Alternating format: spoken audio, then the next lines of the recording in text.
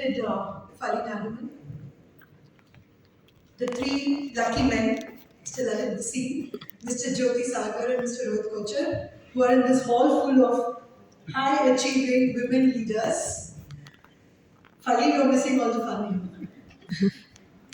The sprinting Indira, who's I was so surprised the way she ran and came and sat on the dais. Amazing. You need an applause for that. No, it's wonderful. All the beautiful and lovely ladies on the dais, off the dais, we're all friends and it's wonderful to see you all. A very good morning to all of you. I have a written speech today, but I'll add it with my anecdotes. Recently, I was watching an interesting Netflix series. It's a series called The Law According to Lydia Point, in which, in one episode, the translated version says, if God wanted you to be a lawyer, He would not have made you a woman. So it just struck me. I paused it, went back, heard it again. I was very shocked. We are talking about a country like Italy, a European country, where a woman like Lydia had to struggle so much to become a lawyer. So, this struggle is common across the world and not unique even in India. Till the early and mid 20th century, most countries did not permit women to study law, enroll as lawyers, or litigate before courts. It's only in the last century that the first women lawyers started active practice within the court systems. Compared to this length of the journey, the milestones that women lawyers have achieved have been significant. This gathering here today, including Zia who's not here, is evidence of that. Whether it's in the field of law firms, litigation, corporate law, publications, policy, women are there in almost all fields of law today.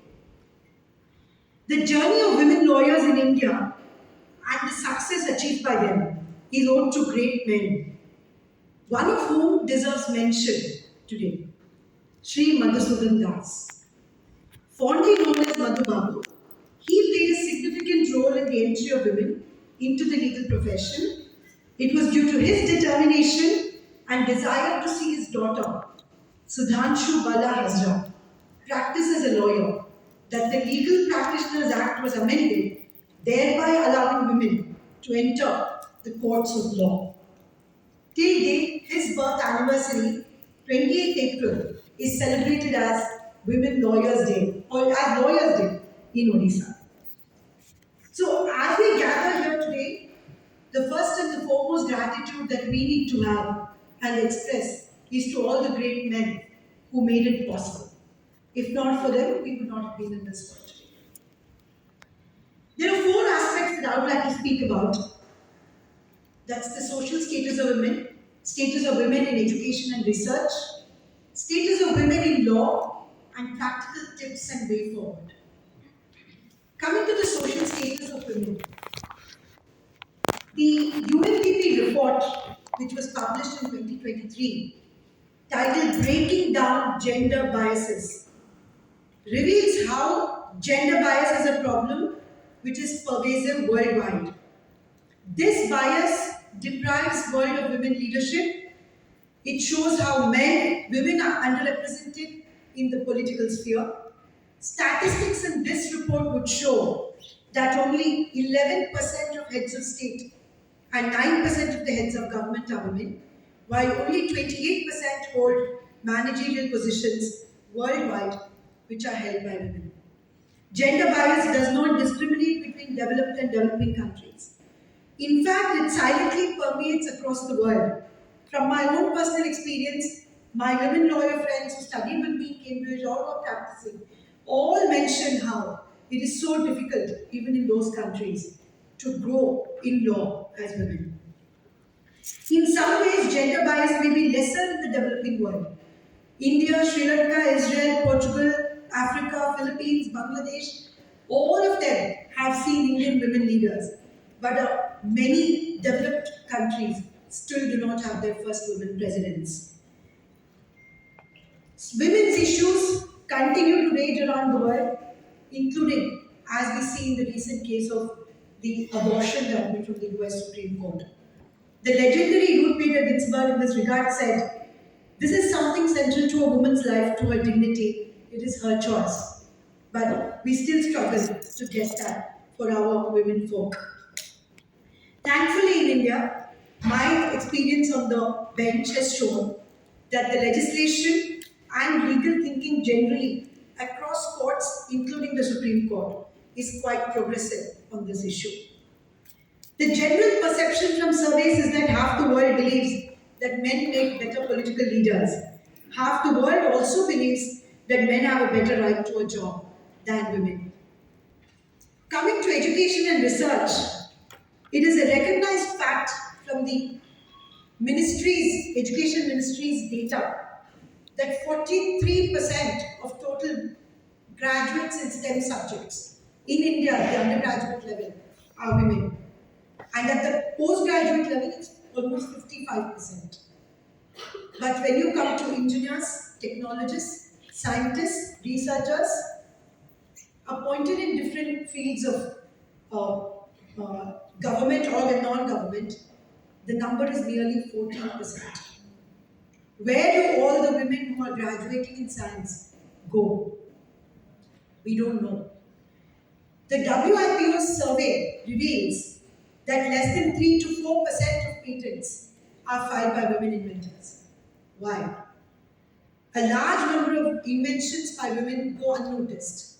It is also a documented fact that even the Nobel Committee ignores women when it comes to award of Nobel Prize.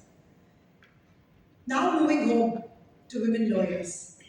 As per the figures provided in 2022 to a parliamentary question in Lok Sabha, on a national average, only 15% of the women enrolled are lawyers.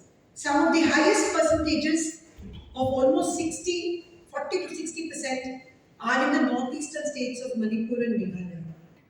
Some of the biggest states have less than 8 to 13% of women who are enrolled as lawyers.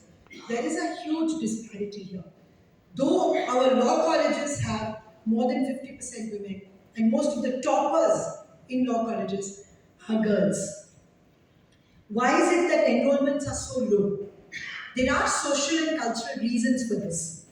Even today, a woman lawyer struggles to practice in courts except in the major metros.